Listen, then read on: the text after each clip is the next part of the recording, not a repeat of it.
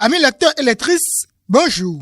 La parution 1563 de votre hebdomadaire consacre sa manchette à deux actualités de l'Église du Bénin et titre 50 ans de vie religieuse et 25 ans de sacerdoce, le service dans la douceur de l'amour de Dieu.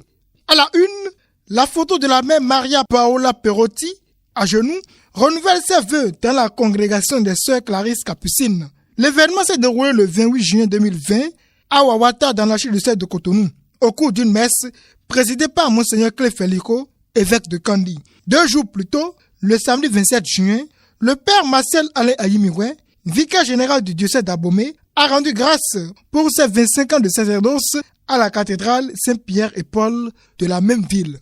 Récit de ces deux actualités de l'Église du Bénin en pages 6 et 7.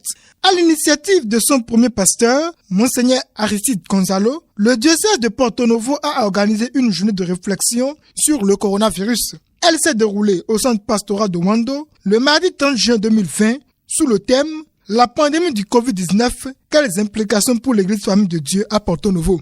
6 conférences ont été présentées sur les implications sanitaires, théologiques, pastorales, économiques et financières de la Covid-19 ainsi que les pistes de l'autoprise en charge dans l'Église Famille de Dieu à Porto Novo, la relation entre le religieux et le politique. Une première au grand séminaire Monseigneur Louis Parisot de Tchanvedji, l'organisation de l'examen du baccalauréat théologique sur place depuis son élection en 1995. À la page 10, le journal montre les séminaristes de la promotion Notre-Dame de la Divine Miséricorde qui planche dans une atmosphère détendue et évoque l'affiliation du grand séminaire à l'Université pontificale urbanienne de Rome.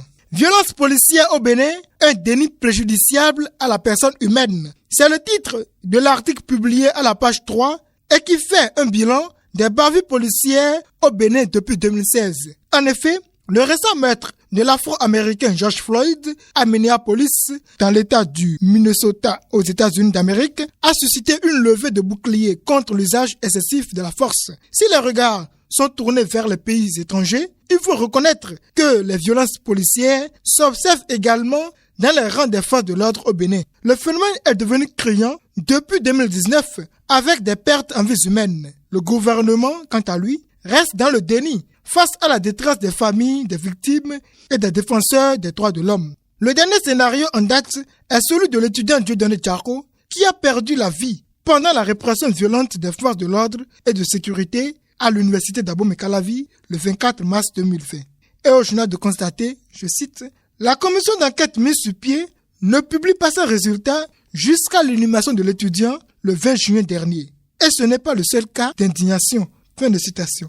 Au lendemain des violences post-électorales de 2019, le rapport de la Commission béninoise des droits de l'homme remis au chef de l'État n'a pas été publié jusqu'à présent. Et au journal de plaider, je cite, « Tâchons de rendre justice aux âmes innocentes tombées sous les balles des forces armées béninoises. » Fin de citation. Merci pour l'attention. Florent Wessinon, à vendredi prochain.